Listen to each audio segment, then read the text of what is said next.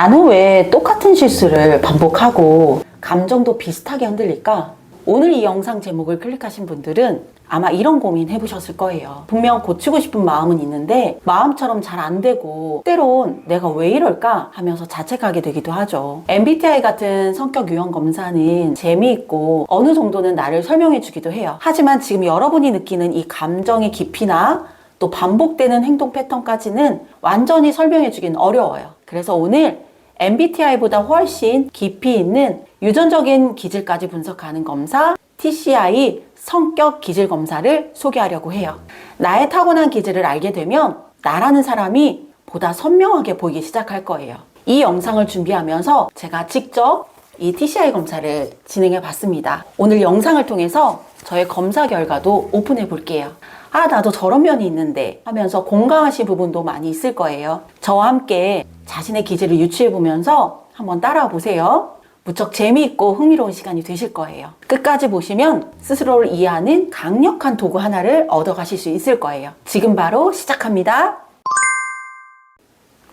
오늘 함께 이야기할 기질이라는 개념은요, 단순히 성격의 한 부분이 아니에요. 우리가 어떤 특정 자극에 대해서 어떻게 감정적으로 반응하느냐를 말해요. 예를 들어 누군가의 무심한 말에 괜히 마음이 상한 적 있으시죠? 또 어떤 새로운 일이 생겼을 때 왠지 모르게 가슴이 두근거리고 도전해보자, 이런 마음도 있으셨을 거예요. 이런 자동적인 감정 반응, 이게 바로 기질이에요. 이런 반응은 거의 자동적으로 일어나고 대부분 유전적으로 타고난 부분이에요. 그래서 기질은 바꾼다 이거보다는 먼저 이해하고 또 조절하는 것이 정말 중요해요. 많은 분들이 자주 헷갈려 하시는 부분이 있는데 바로 기질과 성격의 차이예요. 기질은 말하자면 뿌리 같은 거예요. 성격은 그 뿌리 위에 자라나는 나무라고 할 수 있죠. 우리가 살아가면서 어떤 환경을 겪고 또 누구와 어떤 관계를 맺고 그리고 어떤 경험을 하느냐에 따라서 그 나무의 가지와 잎이 달라지게 되는 거죠. 그래서 우리가 기질을 안다는 건 단순히 외향적이냐 또 내향적이냐 이렇게 분리하는 것이 아니라 유전적인 성향을 기반으로 우리의 내면을 깊이 있게 들여다볼 수 있도록 도와준다는 겁니다. 나의 반복된 행동들이 단순히 성격 문제가 아니라 나의 기질에서 비롯된다는 걸 알게 되면 정말 놀라실 거예요. TCI에서는 기질을 총 4가지로 나눠서 설명해요. 자극추구, 위험회피, 사회적인 민감성, 그리고 인내력, 이렇게 총 4가지예요. 자, 첫 번째로 살펴볼 기질은 바로 자극추구예요. 저는 이 항목에서 67점을 받았는데요. 평균보다 조금 높은 편이에요. 이 점수가 의미하는 건 저는 새로운 것을 좋아하고 반복되는 일에는 굉장히 지루함을 느껴요. 우리가 이 TCI에서 말하는 자극추구란 새로운 자극이나 또 재미있어 보이는 무언가에 끌릴 때 행동이 활발해지는 그런 유전적인 성향을 말하는 거예요. 즉흥적이고 또 변화무쌍한 걸 저는 좋아해요. 뭔가 흥미롭다 싶으면 일단 먼저 해보고 시작해요.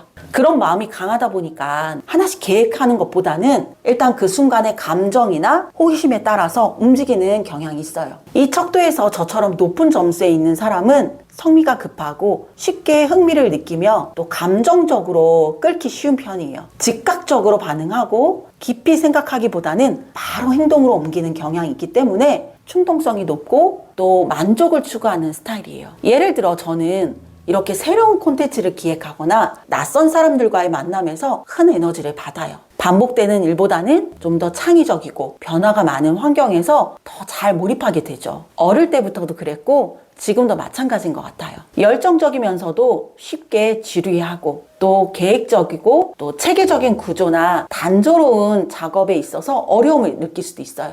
반면 점수가 낮은 사람은 성미가 느리고 호기심이 적고 또 정적이고 절제되어 있어서 보다 규칙적이고 체계적인 환경에서 잘 적응해요. 그래서 자극추구 성향이 높다면 내가 왜 금방을 실증을 느끼지? 하면서 자책할 게 아니라 나의 기질로 인식하고 그 흐름을 건강하게 다룰 방법을 찾는 게 굉장히 중요해요. 예를 들어 창의적인 활동을 루틴에 섞어서 넣는다거나 또 짧은 목표를 정해서 성취감을 느끼는 식으로 자신에게 맞는 방식으로 조절하는 것이 반드시 필요해요. 두 번째 기질은 위험회피예요. 저는 이 항목에서 12점이 나왔어요. 굉장히 낮은 점수이긴 하거든요. 저는 위험을 회피하거나 걱정하는 성향이 거의 없다는 뜻이에요. 이 TCI에서 말하는 위험의 P는 뭔가 위험하거나 또 불편한 상황이 되면 마음이 먼저 겁을 먹고 행동도 조심스러워하는 성향이에요. 불안하거나 걱정이 많고 낯선 걸 피하고 싶어하는 반응이라고 보면 돼요. 이 점수가 높은 분들은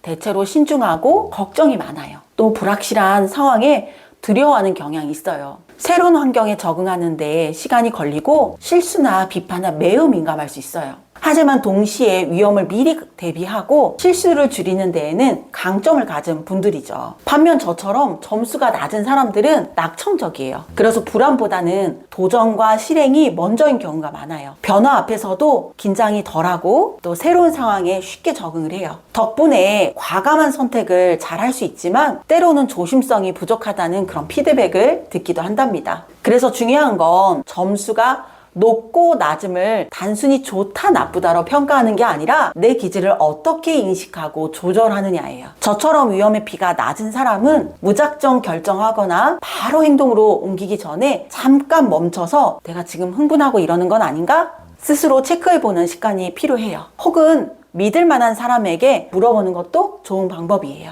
다음 세 번째 기질은 사회적인 민감성이에요. 이건 제가 높게 넣은 항목인데요. 무려 99점이나 나왔어요. 저는 타인의 시선이나 피드백, 인정에 굉장히 민감한 편이에요.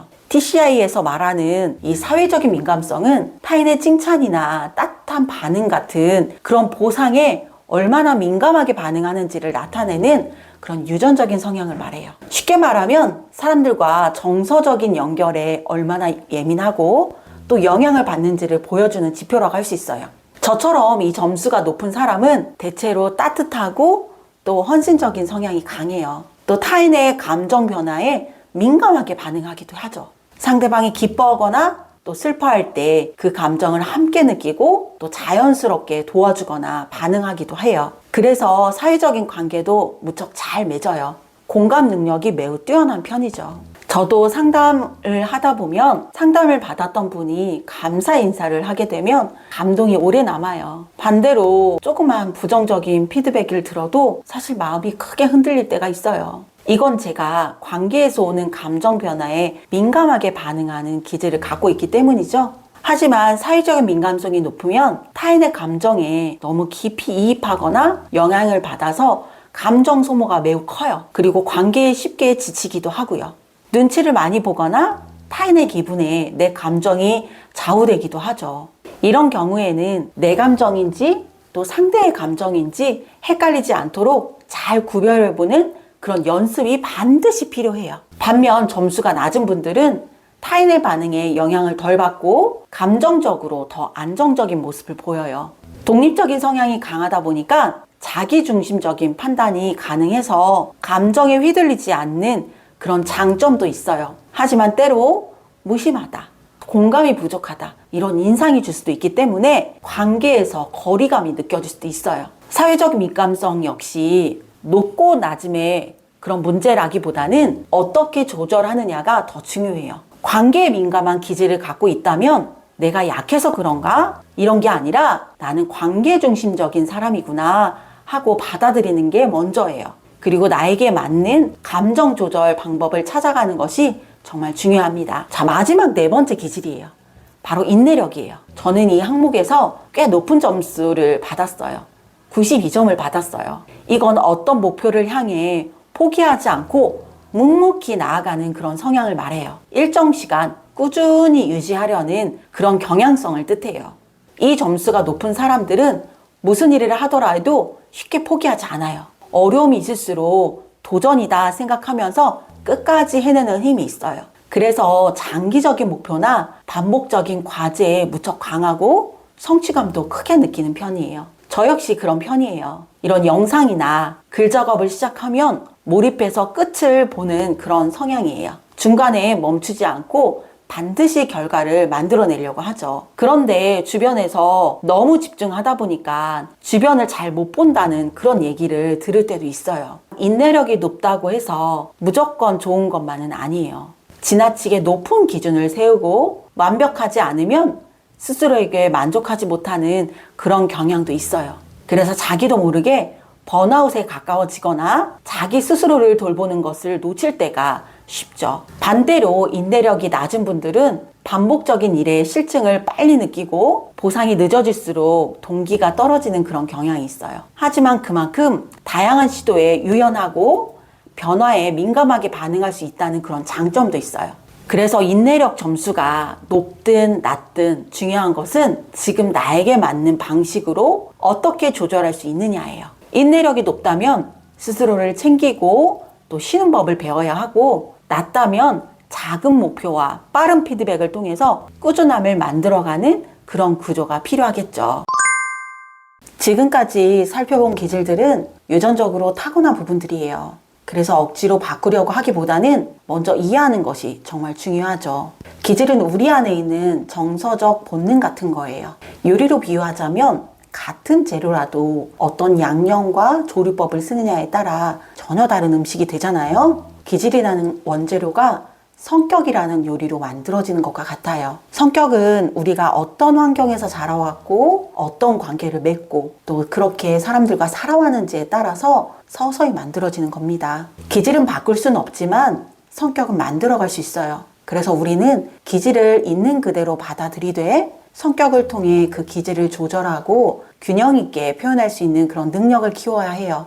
예를 들어 자극 추구가 강한 사람이 충동적인 선택을 자주 한다면 성격이 그 충동을 잘 다루도록 형성되어야 하고요. 위험회피가 높은 사람이 변화에 쉽게 불안해한다면 그 불안을 안정시켜주는 성격적인 특성이 보완해줄 수 있어야 합니다. 결국 성숙한 성격은 기질이 보이는 자동적인 반응을 적절하게 조절하는 그런 역할을 합니다. 성격이 잘 발달될수록 우리는 더 성숙한 어른으로 성장해 나갈 수 있어요.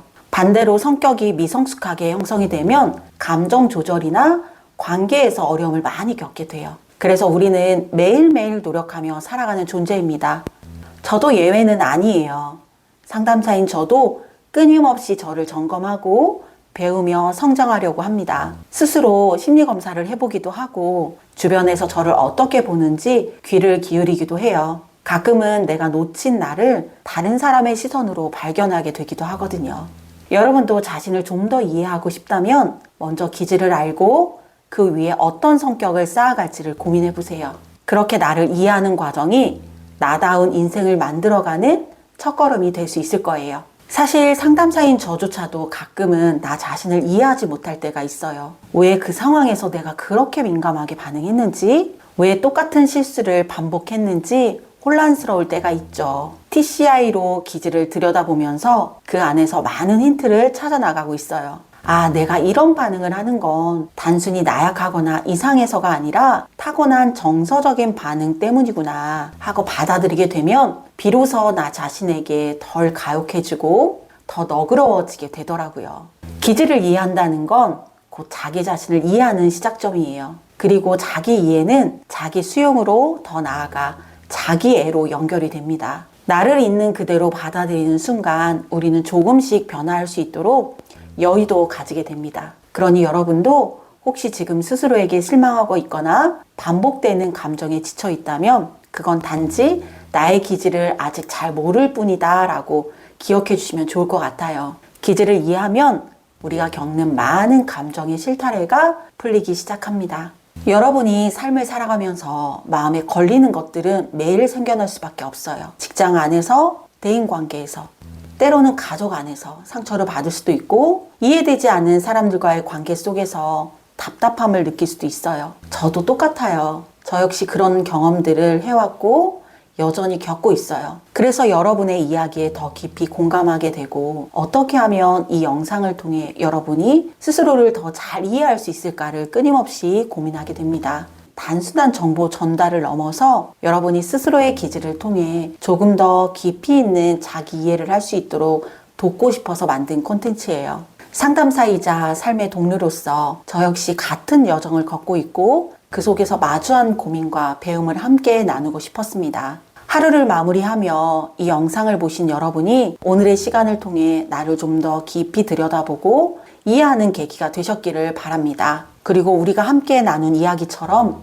우리는 기질이라는 본능을 이해하고 성격이라는 가능성을 키워가며 성숙한 사람으로 성장해 나갈 수 있는 그런 존재예요. 그 여정을 함께 걷는 사람으로서 여러분 곁에서 함께 고민하고 함께 성장해 가고 싶습니다. 앞으로 제가 어떤 이야기들을 전해 나갈지 기대해 주세요. 여러분의 삶에 따뜻한 이해가 스며들 수 있도록 저도 계속해서 고민하고 노력해 보겠습니다. 다음 영상에서는 오늘 다룬 기질을 바탕으로 바로 성격에 대해 이야기해 볼 거예요. 나는 얼마나 성숙한 사람인가를 함께 점검해 보는 시간을 만들어 볼게요. 다음 영상 궁금하시다면 꼭 구독 버튼 눌러주시고 우리 함께 나를 더 깊이 이해하는 여정을 계속 이어나가 볼게요. 소담이었습니다.